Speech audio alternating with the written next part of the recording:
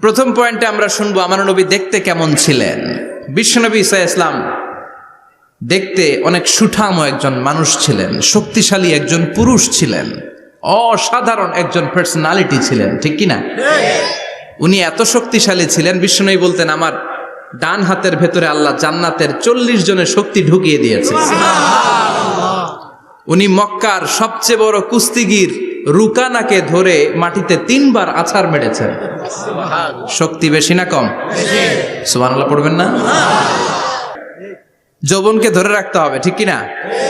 কারণ যুবকরা যদি ভালো পথে চলে ভালো থাকবে বাংলাদেশ, যুবক যদি পথ হারায় হায় হায় করবে বাংলাদেশ, ঠিক কিনা?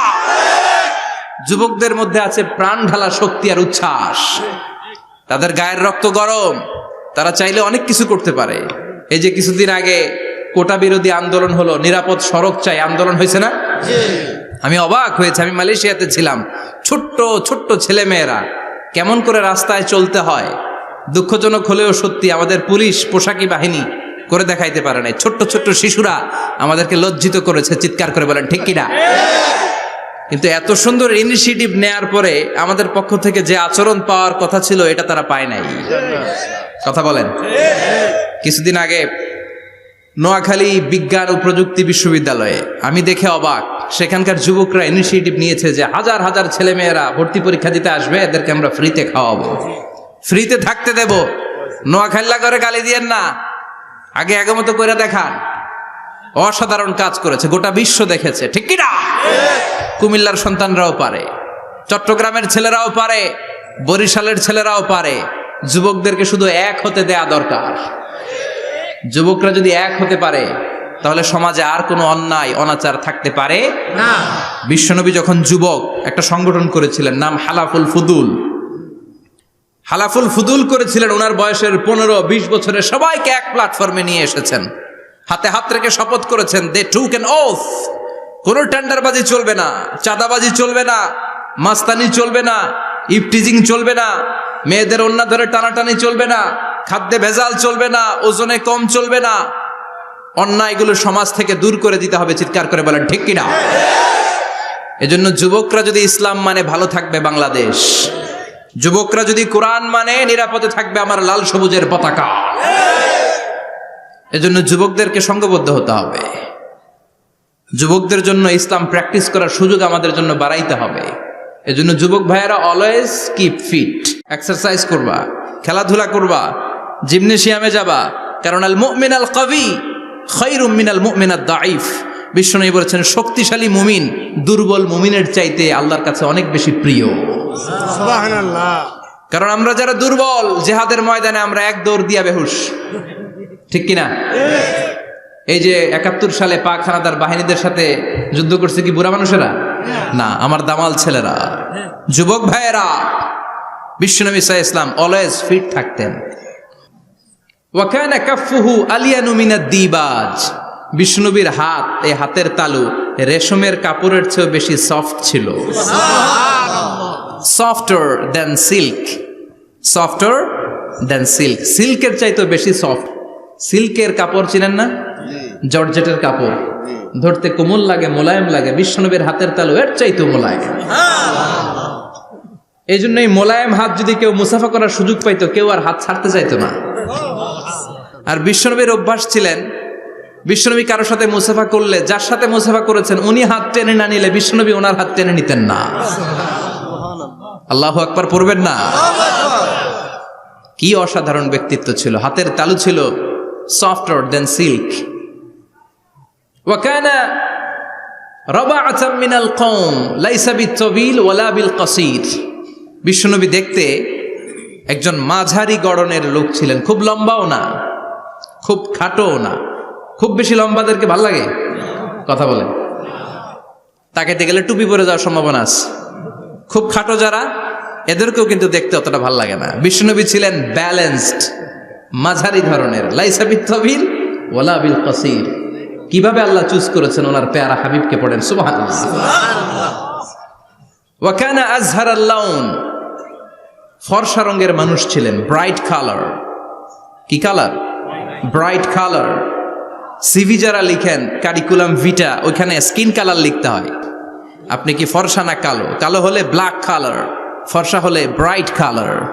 বিশ্বনবী ছিল ব্রাইট কালার, ফর্সা রঙের মানুষ। কতটা সুন্দর ছিলেন! অনেকে বলে সৈয়দনা ইউসুফ আলাইহিস সালাম বেশি সুন্দর। না না, বিশ্বনবী সৈয়দনা ইউসুফ আলাইহিস সালামের চেয়ে অনেক গুণ বেশি সুন্দর ছিলেন। বিশ্বনবী বলতেন আনা মালিহুন ওয়া আখি ইউসুফু সাবিহুন, আমি বিশ্বনবী মালিহ। আলেম যারা আছেন উত্তর দেন আরবিতে। মিলহুন মানে কি? লবণ। তার মানে মালিহ মানে লাবণ্যময়। বিশ্বনবী লাবণ্যময় সুন্দর ছিলেন, আর ইউসুফ আলাইহিস সালাম সাদা সুন্দর ছিলেন। এদিকে লাবণ্যময়, এদিকে সাদা, কোনটা ভাল লাগবে? কথা কন। তার মানে বিশ্বনবীর গায়ের স্কিন ছিল ব্রাইট কালার, ফর্সা রঙের মানুষ ছিলেন, মাঝারি সাইজের মানুষ ছিলেন, সিক্স প্যাকের মানুষ ছিলেন। ওয়া কুবিদা ওয়া লাইসা ফি রাসিহি ওয়া লিহিয়াতিহি 20 শাআরা বাইদা। ইন্তেকালের আগে দাড়ি আর চুল মিলে 20টা দাড়ি চুলের বেশি পাকে নাই। সুবহানাল্লাহ পড়বেন না? দাড়ি আর চুল মিলে মোট পাকছিল কয়টা? অনেকে বলে হুজুর স্বপ্নের ব্যাখ্যা দেন। কি স্বপ্ন দেখেছেন? তিনি বললেন আমি স্বপ্নে দেখেছি একজন লোক আল্লাহ রাসূলের কবর থেকে উঠে এসেছে। তাই নাকি? উনি জানতে চাচ্ছে যে এটা আল্লাহ রাসূল কিনা। আমি বললাম চেহারা কেমন দেখেছেন? বলে হুজুর আমি দেখলাম ধবধবে সাদা দাড়ি, ধবধবে সাদা চুল। তার মানে উনি কি আল্লাহ রাসূলকে দেখেছে?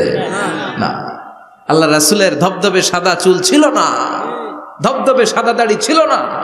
ইন্তেকালের আগে দাড়ি আর চুল মিলে পাকছিল কয়টা? কোম্পানিগঞ্জের ভাইয়েরা মনে থাকবে?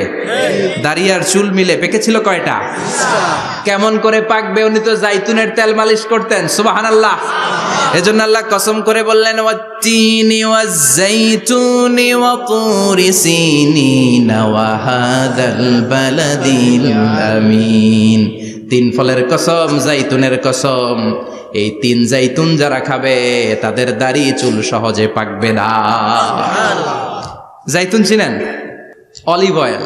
জলপাই আছে না, আরব দেশের জলপাইকে বলে জাইতুন। তাম্বুতু বিদ্দিহিনি ওয়া সিবগিল লিল আকিলিন। এটার অনেক কাজ।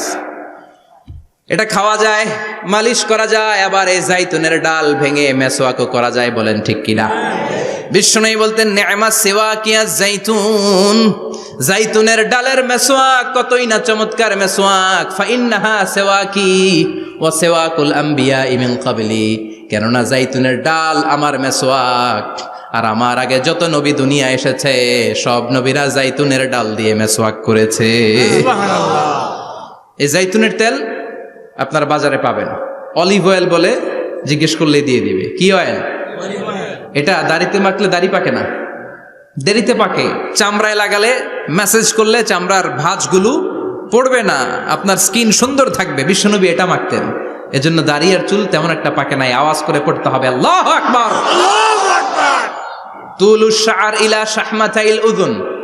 এবার শুনি বিশ্বনবীর চুল কেমন ছিল। বিশ্বনবীর চুল মাঝে মাঝে এই কানের লতি বরাবর আসতো। ইলা শাহমাতাইল উযুন মানে বড় চুল রাখতেন। হেয়ার কাটটা ছিল লং হেয়ার কাট, মাঝে মাঝে কানের লতির মাঝামাঝি, আর কখনো কখনো কাঁধ বরাবর। ইলাল মানকিবাইন, তিন সিস্টেমে রাখতেন। কানের মাঝ, কানের লতি, কাঁধ বরাবর। ইয়াংরা মহা খুশি যে বড় চুল রাখার দলিল পাইছি। সুন্নতের নিয়তে রাখতে হবে, একটা ভদ্র কাটিং হইতে হবে। আর ইউনিভার্সিটি আর স্কুলের স্টুডেন্ট হলে ইউনিভার্সিটির ড্রেস কোড, হেয়ার কাট মেনে চলতে হবে, ঠিক কিনা? আর সুন্নাতের নিয়তে যদি রাখতে চাও একটা ভদ্রতা থাকতে হবে, একটা সৌন্দর্য থাকতে হবে। ইদানিং অনেক ছেলেরা খুব অদ্ভুত কাটিং দেয়, এই হেয়ার কাটগুলো নিষিদ্ধ। একটা হেয়ার কাট আছে কাজাহ, নাহা রাসূলুল্লাহি আনিল কাজাহ। বিশ্বনবী কাজাহ কাটিং দিতে নিষেধ করেছেন। কাজাহ মানে চুলের কিছু অংশ ট্রিম করে চামড়ার সাথে লাগানো, কিছু অংশ বড় বড়, এরকম আছে না নাই? এটারে আমি বলি ঘোড়া কাটিং। কি কাটিং? ঘোড়া কাটিং। ঘোড়ার মাথায় এরকম লম্বা চুল আছে না নাই? কেউ যদি এখানে থেকে থাকো মাইন্ড করো না, নেক্সট ডে আর